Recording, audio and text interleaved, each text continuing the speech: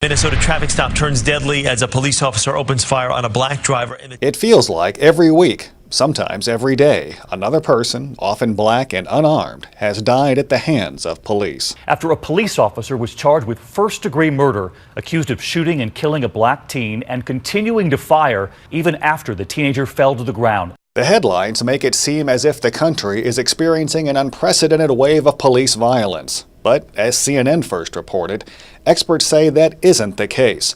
We're just seeing more mainstream media coverage, and for a variety of reasons. The National Guard has taken control of Ferguson, Missouri. Former CNN Washington correspondent Charles Bierbauer always hopes for fair media coverage, but sees new technology and social media as a challenge for today's journalists. Indeed, the ability of every citizen to broadcast on their own, as we saw happen in one of the shooting incidents, imposes a greater responsibility on the media to ensure that they've got the story right. Good evening. Dr. Martin Luther King, the apostle of nonviolence in the civil rights movement, has been shot to death in Memphis, Tennessee. Bierbauer, who worked for ABC and later CNN for over 20 years, says it is difficult to compare today's media coverage to that of the civil rights movement because in the 1960s we only had traditional media outlets. Today you got 1,000 different perspectives, some of which may be legitimate, some of which may be first person, and many of which are just retweets. Since 2002, Bierbauer has been Dean of the College of Mass Communication and Information Studies at the University of South Carolina. Bierbauer shares how a student example can apply to all who consume news. Indeed, I tell my students if they're only getting their news from one place, they're doing themselves a disservice to start with, and certainly not doing a service in gathering the story. That people have to respect that much of what we see comes from a biased perspective. Bierbauer adds, if you factor in bias, you can extract useful information. If you take things on face value, then the bias is going to run rampant over you. So I think the challenge for journalists and for audiences, it's as much on their side, is to recognize how complex the situation is now and how much the responsibility is to sift and sort and determine what are really reliable sources and what are the equivalent of your crazy uncle in the attic. Remembering the 9 people that were shot dead inside that church. University of South Carolina's Dr. Kenneth Campbell's research provides an analysis of first-day coverage of the Emanuel 9 church shooting in Charleston and what it might say about journalistic practice.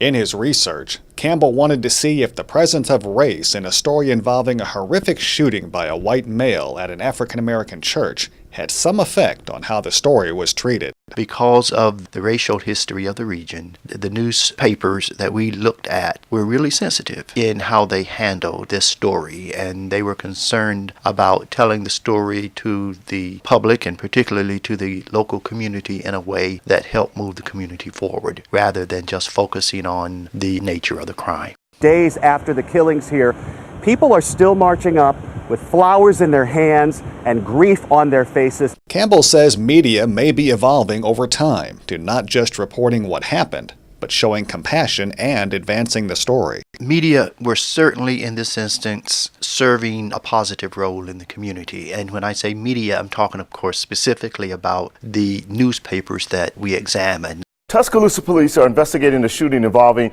2 of its officers. Another research project compares the effects of news media coverage on African American, Caucasian, and Hispanic attitudes toward police. Dr. Will Canale, an associate professor at the University of Central Florida, is studying how news might affect people in different ways in terms of their attitudes or confidence in police, with initial results showing a difference in attitudes across ethnicities. Caucasians were more favorable toward police and law enforcement. African Americans were least favorable toward police and law enforcement. Hispanics were right in the middle, and where there was a statistical difference was between the Caucasians and Hispanics and African Americans. Theirs was different, but not statistically different.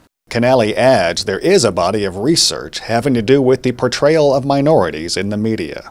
The way in which those portrayals affect people's perceptions, particularly of policies.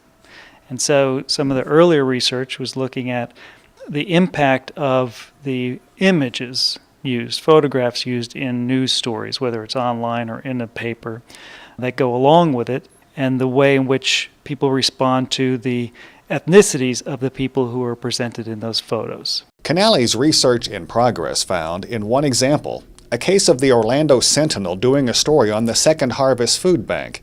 He says the thing that stood out in this involved the images of black children. Research and theory suggests that the frequency of the presentations and the ethnicities that are included in these photographs, or whatever it might be, it could be video clips in a story, affect people's perceptions of whatever that topic is. Tonight, this newly released dashcam video shows the chilling moments Chicago police officer Jason Van Dyke unloads his gun on 17-year-old Laquan McDonald. McDonald died on his way to the hospital. It is graphic, it is violent, it is chilling. The new technology has enabled coverage of this very substantive issue to change dramatically. Former news director for WSMV-TV in Nashville, Alan Griggs, says it was not too long ago when there was no video of these events, resulting in he said, she said accusations.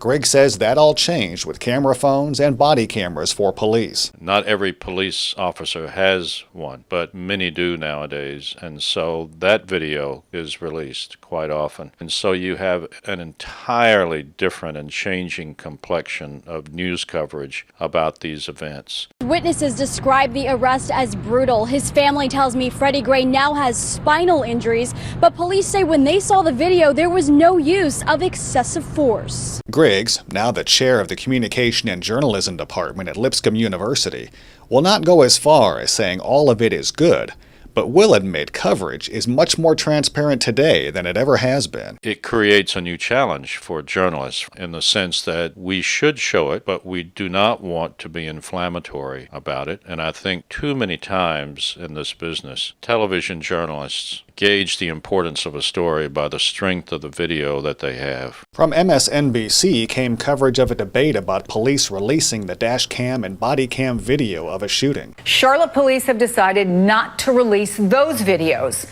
We warn you, this video, which again was given to us by the Scott family, is disturbing. You're going to hear the deadly gunshots, but you will not see anyone get shot. Don't shoot him!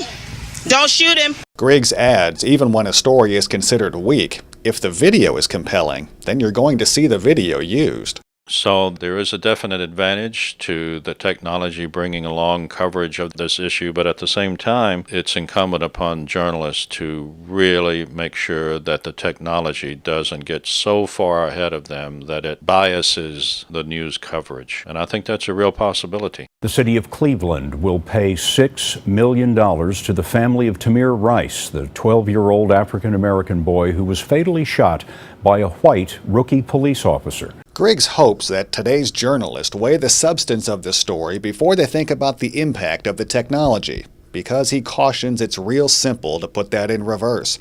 For example, he says body camera use is so new that he is not sure if most newsrooms have a policy on the use of that video. We have remarkable video today of those who have been arrested being put in chokeholds or being shot even or being chased. And while that video really adds validity to the court case and to the event itself, I'm just concerned that too many journalists base the importance of the story on the power of the video. That's something that can't be overlooked, but I think the substance of the story itself should outweigh that. It is a very tense situation, probably the most tense since Alton Sterling was shot and killed on Tuesday. This is a live look in front of Baton Rouge Police Headquarters. Airline Highway by Baton Rouge Headquarters has been shut down for probably 3 hours. It has been protesters on one side, police on the other. Griggs warns with coverage like this, if journalists are not careful, it's going to underline the belief the media are more inflammatory than anything else. I think a word of strong caution is in order, that we be responsible about what video we use, how we show it, and how many times it's used. Not letting that argument, the strength of the video, overcome all of these other questions that we need to put into badly needed perspective. Griggs says journalists should ask themselves whether they are being fair to every person impacted by the news report. How far should we go in using that video? And should any of it be edited out? I'm sure that it should be in most cases, but it is such a powerful tool now that I'm afraid it would be easy for us to let it get out of hand. Talk show host Trevor Noah adds humor to commentary in his addressing a police shooting of a minority in Tulsa. Look, don't get me wrong, it looks cut and dry to me, but the truth is I wasn't there. None of us were there. None of us were there. We're never there in those situations. We don't know what happened before the video. We don't know what the cop expected when they got there. We don't know if the guy was on drugs or not on drugs. What we do know is this. It seems extremely easy to get shot by police in America, which is not right. I'm Terry Likes. You're listening to Tennessee Matters on the Tennessee Radio Network.